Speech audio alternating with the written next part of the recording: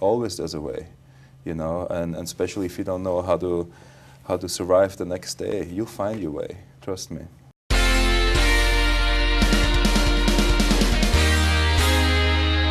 A young bodybuilder from Austria moves to California determined to make it big in America. Sound familiar? Well, today he's here, Roland Kickinger. You've seen him in the TV show Son of a Beach and most recently in the TV movie See Arnold Run, where he played who else but Arnold Schwarzenegger, of course.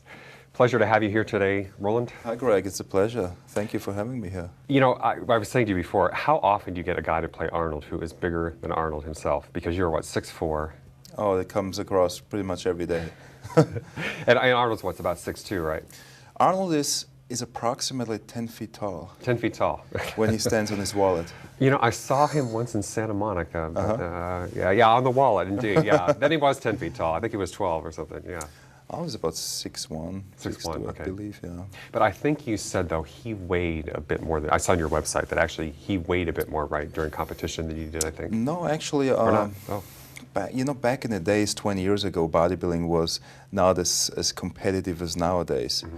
I mean, they have athletes, but they were about, for example, Arnold, 6'2", he would weigh about 230 pounds. Really? For competition weight. Now you have guys like who are 5'8" and they weigh about 260. Yeah. So everything evolved, and these guys really push the envelope nowadays. I mean, because you weigh, what, about 250, I think, right now? I competed with 300 pounds. You know, in my prime, but at this time, you know, I'm really trying to come down weight-wise, so I'm 250 somewhere there. And you said it's hard to maintain the 300, right? I mean, yeah, I mean, being 300 pounds, you know, all you do is you have to cook, you have to eat, and as soon as you're done, you have to cook again, you know, and then eat again. So this is a total different lifestyle, and the level of commitment is really, really high when you do professional bodybuilding nowadays. Yep. And actually, you said you know Arnold too, right? Yeah, I met Arnold when I first came over here. This was '95, and I met him in his restaurant, Schatzi on Main, and you know, I ordered Kaiserschmarrn, which is like a very sweet dessert from Austria. It's this egg souffle with vanilla ice cream on the top. It's delicious, and he ordered the same, and we right away we had something to talk about. We both had the likeness for Kaiserschmarrn. We fell in love with it, and you know, then that's how we got to know each other a little. And you said he knew, or he was okay with you playing him in this movie. He was aware of it. Yeah, I mean, it was a very, you know, I wanted to make sure that he would get his script before the film actually would be taping. I want to make sure he would prove the script and it was okay, it was really true and based on a true story, because it's his life biography. Sure. You know, and if someone would come up to you and say, hey, listen, we would like to do a biography story from you, Greg, you want to make sure that this is really kind of okay, you know, and there's nothing negative in it, it's all positive, and it's really based more or less on a true story. All right. Well, let's take a look at that clip from your movie, and we'll see what you came up with there. Okay. I'm not that guy. My life is unstable. I must keep growing. Can't we grow together? I cannot be ordinary. I have to stay hungry. To keep seeking and training. And never stopping. I can wait until you're ready. My heart is telling me this is right to be with you. But my brain says, no, no. It will not work. I want you to be happy. No. But I also must do what's right for me. I really care about you. No. But... No. No.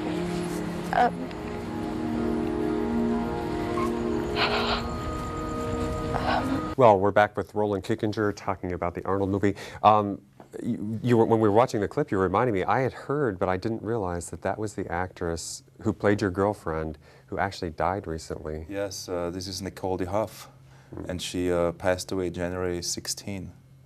I read in the paper what had happened. She had pneumonia. I was so upset because this is one of these incidents who could have been easily avoided. You know, she had pneumonia, and 3 times she went to the hospital, and they always would send her back home with painkillers. and then it was too late. Yeah, I mean, because terrible. And she was what, 31 years old, I She think. just turned 30 years old. Oh, that's terrible. Yeah. And to go to the hospital several times and be sent home and then die. Yeah, the system here, this is what I really, it made me very upset because this, like I said, it could have been avoided. And if the doctors would just take, measurements, they would just really check her out what was wrong. Because, okay, people sometimes come in with stomach pain and more or less 90% there's nothing. But still you need to check the people. You have to do your tests, whatever it is. So what did they say? I mean, what was the explanation for why they kept sending her home? I wasn't there, but this is what I've been told. It was just terrible because she was such a sweet woman. And, I planned to do many more films with her. And it was just very tragic to see that. That was very shocking. Oh. Yeah. Well, in the movie, she played your girlfriend. And, of course, that scene reminds me of some of the election year issues with Arnold. Did the movie discuss any of the allegations, about during the election when people were coming forward saying, he touched me or, made it a pass at me or something? I mean, how did you handle that in the movie? Well, in the movie, there's really nothing what people really don't know about him. And like Arnold used to always say, he never lived his life to be governor. And we all were young, we all had a great past, and, we have a good time. And he never really denied it, that he didn't have a good time. And, obviously, I mean, his life got kind of opened up in the past because he's now running, he's now a politician. Yep. And when you run for office, especially then you have no secrets in life. Every chapter, every year, everything will really be opened up for you. So he was okay with the way you portrayed it, or the way the movie handled it, I should say? Yeah, we had a dinner, actually, where we had Kaiserschmarrn again. We eat a lot of sweets, Austrian. So, and he liked it. He liked what I did, how I portrayed him. So, does it help you or hurt you that you got the whole Arnold thing going on?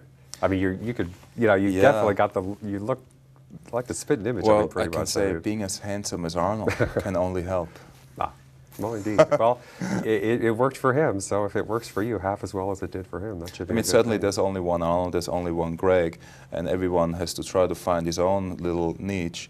But I think, having Arnold as a motivator and a role model is very exciting, and, he helped me in many ways indirectly.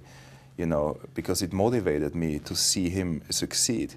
And I would really go back and research how he did things, and this is kind of how I like to pursue life. Just researching his way and just using my ammunition on how getting things done in life.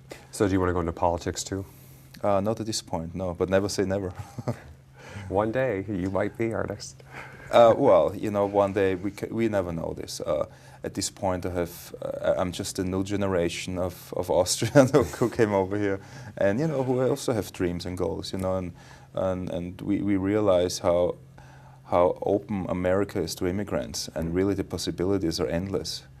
But for you, acting is the main thing at the moment, right? I mean, that's really what you're focusing on. Yeah, my focus is on acting. I certainly want to continue on and grow in this kind of direction. Yes. We'll be right back.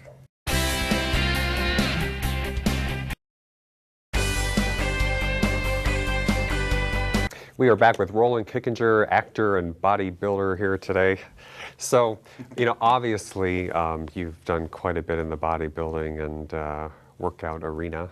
In fact, you were Mr. Austria, I believe, at one point? Yes, I won the 1995 national competition back in Austria. And that's just about, I think that was about the same year that you decided to come to America then, right? I came in 95, yes. January 1st, 95. Yeah. And bodybuilding actually was one of the major parts which brought me over to America, because I just know that everything happens in Venice Beach, the Mecca, the Gold's Gym, and back home reading Muscle and Fitness and Flex and knowing about Joe Weed, about Arnold, Lou Ferrigno, Frank Zane, all these icons in bodybuilding. I knew I had to be where the best people are in order to be the best. There was no question. Well, and you really had, you went through, kind of the typical tough experience that I think a lot of people who move to California for the acting thing have. I mean, you lived in your car when you first moved here? Yeah, I lived in a car, of course. I got a little car and for $500 at an auction at LAX, and I lived in a car because, I did graduate for college in hotel and restaurant management, and I had some savings saved up. But I said to myself, I'm not going to touch that, because I'm going to start here in America completely fresh on my own. Because when you start using savings, eventually they're going to go down, and then what? So right from the beginning, I said to myself, I'm going to do it just on my own. Well, that's discipline then. There was just, living in a car was just one part of it. But, I think these experiences were really high of value, because I really appreciate things a lot more right now. Well, I was impressed too, because within like the first 30 days, I think you had managed to barter your training, personal training, to get housing and your green card, or to work with an immigration lawyer, and so you were very entrepreneurial in that respect. Yeah, I mean, at the beginning, imagine you don't speak the language, you don't have working permit, you don't have really much money. You have to have a plan on how to get your working permit. This was very important. And at the gym, I remember there was an attorney, Joseph Felden, and he worked out. He was an immigration attorney, and I would meet him in his office one day, and I told him, listen, I don't have any money, but I can get you in really terrific shape. All you need to do is just help me with the green card. And we worked out this incredible deal, and we both got what we wanted. He was in great shape. He found his woman of his life in the gym, and I got my thank you green for card. that. Yeah. So, and he still works out, and he's still in good shape and all that? He's still active, yeah. He's still living the lifestyle. And I think also you posed with like tourists on Venice Beach and sold photos of yourself for like $3 or something to let them take a picture with you, that kind of thing. Is that? Yeah. See, I did my research. I would actually, yes, I would hook up with a buddy of mine, and we had a Polaroid camera, and for like $5, I would just take off my shirt and pose, for the tourists. They were happy, and end of the day, we would just blow the money with getting a big turkey and just eat all the money would be made. And how many thought you were Arnold? Yeah, well, the comparison obviously is there, but they realized that I was Roland right away. Okay. Because I told them. So you were, okay. But I think also at the same time, you painted numbers on the rooftops for the LAPD so that they could, yeah. You want to tell us about that? This is really hilarious. I had this idea of going with my paint and a ladder and go to downtown to all these businesses, and I would knock on the businesses, on the doors, and ask the owner if I can just paint a number on the roof of houses.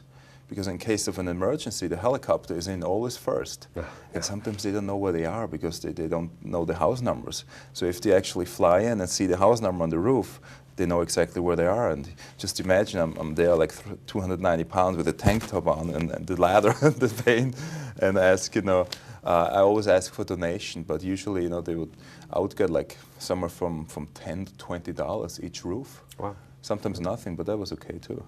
Well, when there's a will, there's a way. I guess there's totally a way, yeah. Always there's a way, and especially if you don't know how to survive the next day, you'll find your way. Trust me.